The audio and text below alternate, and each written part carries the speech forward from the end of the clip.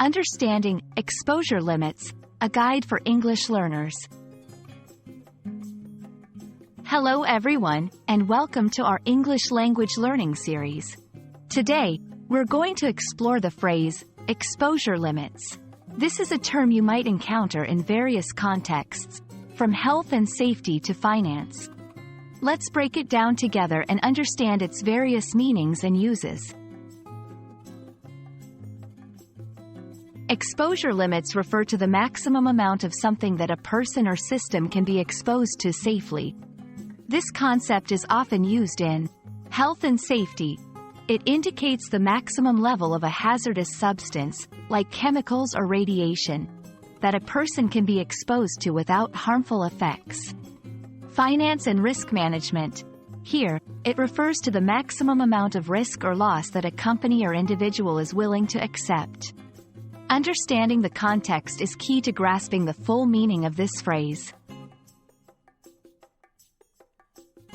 1. In health and safety. 2. The exposure limit for this chemical is 50 parts per million. 3. This means that exposure to more than 50 parts per million of the chemical could be harmful. 4. In finance. 5. Our fund has set exposure limits to mitigate risks. 6. Here, it means the fund limits how much it invests in certain assets to reduce potential losses. While exposure limits is a technical term, you might hear it in regular conversations, especially when discussing safe practices or risk management.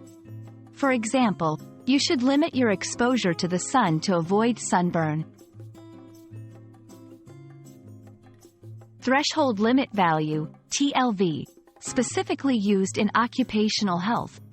Risk tolerance, in finance, indicating how much risk one is willing to take. I hope this video has helped clarify the meaning and use of exposure limits. Remember, the key is to understand the context in which it is used. Stay tuned for more insights into English phrases and their meanings. Happy learning!